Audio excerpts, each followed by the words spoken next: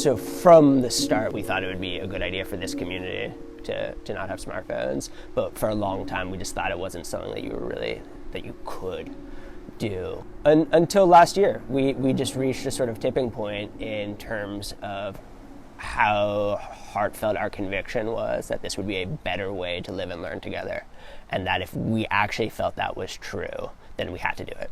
The old director here used to talk about the productivity of boredom, that it was really important that we didn't actually have things to do on the weekends, so you actually had to just make it up yourself. And I feel like that was really true. When I was a student, we would just, okay, we've got an hour. We've got 2 hours. We have 3 hours, 4 hours on the weekend. What are we going to do with our time? Let's make a movie. And I think as students have found technology throughout the years, it's been more like, okay, here I am. Swipe, swipe. Often students would kind of claim they used it for note-taking. You know, that would be the Trojan horse that would get them just like in the phone instead of paying attention. Before it was announced to us, there were like rumors going around like, oh, John's gonna ban like cell phones and stuff. But I was like in denial. When the announcement was made, it felt like a really chaotic moment. There was a lot of upheaval, there was a lot of crying, there was a lot of doom scrolling on their phones. And this wasn't an announcement like we're taking away your phone tomorrow. It's like we're taking away your phone in 7 months. The language of addiction that the kids showed, like when we rolled it out, where like it was such a like I need my iPhone. It's like a part, like to me that was what was scary. It's like they sounded like drug addicts. You know, this is a smartphone-free place. And yeah, we have to have that conversation in the admissions process because families need to know. And I can tell you that parents are so on board, usually right away. They're like, this is great, this is a great idea, this is exactly what my child needs. But the students who are making the decisions are like so resistant to it.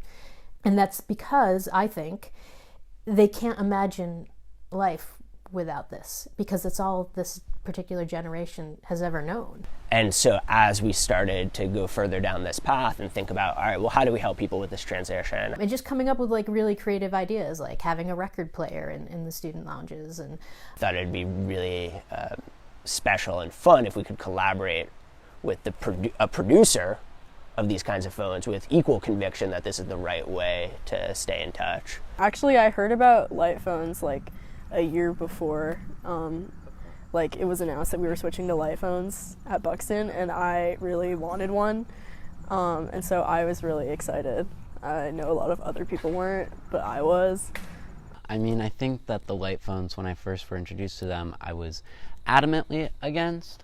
It was a really, really like hard, difficult transition, and it was like a lot of consensus building to get people to like acceptance and ultimately mostly appreciation of. I mean, I was relieved because I was just thinking about, I've gone to like summer camp before, and I just feel like it makes everyday life so much nicer. Just lying in bed without your phone is so much better than like lying in bed with a phone. The way it was described was kind of really valuing students being present, and everyone being present here. So I thought it was a cool idea, and even for myself, because I'm also not on my phone as much now because of this policy. I was really happy to have an excuse to free myself. One of my main reservations about just like switching to a light phone like on my own was that I felt like I would kind of be like isolating myself when I'm here. If it's like an entire community that's on light phones, it's like a lot easier to make that switch. You can just mindlessly scroll for hours with social media on your phone, but on a computer it seems, I don't know, so much more contained somehow. Like, I do like that separation, and I think that has been really good for me. I feel like I go from like 8 hours of screen time now just to like 2 with my computer and TVs around campus. I usually go out. I'm not in my room a lot, to be honest, actually, compared to last year and this year. Because I'd always be on my phone in my free time. You know, if I have a free period, I'd just go on my phone, 20 minutes left, I'll just go scroll through TikTok, use that time just to lay down in my bed and go to class the next period. Now I would, I could go play basketball, I could go to the lounge, play a little bit of PlayStation, I could go see if what one of my friends is doing, I could go upstairs. I have so much more options to do without my phone, when I'm in campus. I really value not having an iPhone just because I feel like I'm going to do more and be a better senior, and also remember my last year of high school in a very different way than I would have had I been on Instagram in my free time, as opposed to like talking to the freshmen about freshmanness or in the dark room. I've been in the dark room so much this year. Oh, way more than last year. I mean, I felt like you could start observing tangible effects like within 24 hours. People are more engaged at meals. You know, I don't have to tell people to get off the cell phone in class. It's nice to not see people walking around this beautiful place looking down at a screen. There's not been as much pushback as I expected. I expected there would be a lot more sort of grumbling. Yeah, I see a huge change in like anxiety and depression amongst the kids. Like it's like a more global effect of just like kids seem happier. They seem less stressed out. They're not worried about what's going on at home because like what's happening here is real, and like that's what we want their primary lives to be. And there's just this element of no FOMO and all these other things, keeping the outside world on the outside and bringing it in intentionally as opposed to it like consistently breaking in has been a really wonderful way to teach. It's not like before smartphones existed, everyone was happy and no one was stressed and no one was anxious and no one was sad. Like all those things are still there, but you have to sit with that for a minute and think about that and explore that and learn about yourself and learn about what might make that actually better and not just like put a veneer of distraction over it for a moment.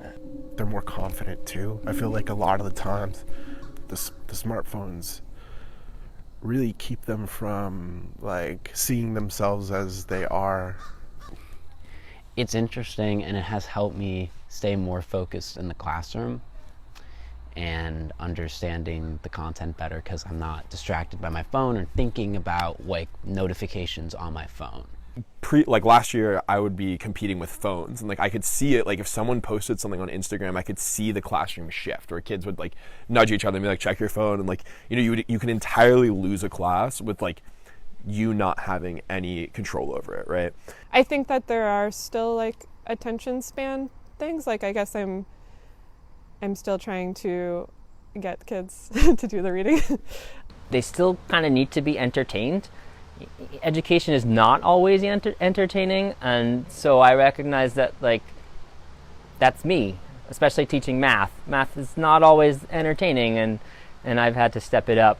I think the only tricky thing is I find it hard to text. I often have to like communicate with students and text students, but I find that calling them is actually easier, which is kind of nice because you can get right to the point and, you know, get what you need done. I really do love that we're not always on our phones. I really do like that. It's just the only thing about the light phones that like is a little bit of a problem for me is that like when I'm not at Buxton, so I had to like go out into the real world and like have this doctor's appointment, and I got dropped off the wrong building and I could not Google what is the right building. So I called my mom frantic, I was like yelling at my light phone like outside of this hospital, like people were like taking their kids to their doctor's appointments, and she was like, honey, this is not Buxton's fault, like you just need to be a big girl and figure it out. And so I resorted to reading signs, which actually was a great thing and was effective, shockingly. So I think actually not having a phone is forcing me to be an adult, which is a hard pill to swallow, but I'm also like, I think I'm going to be a more competent 18-year-old. I turn 18 in a month, so.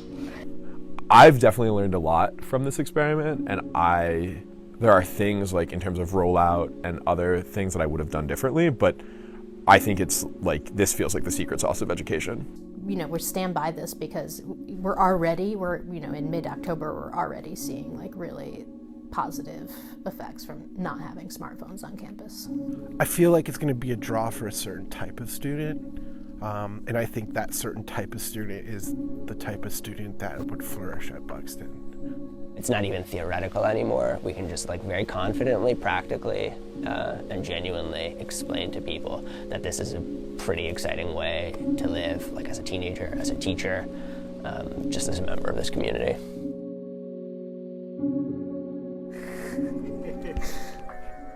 Speaking of. Sorry. Hello.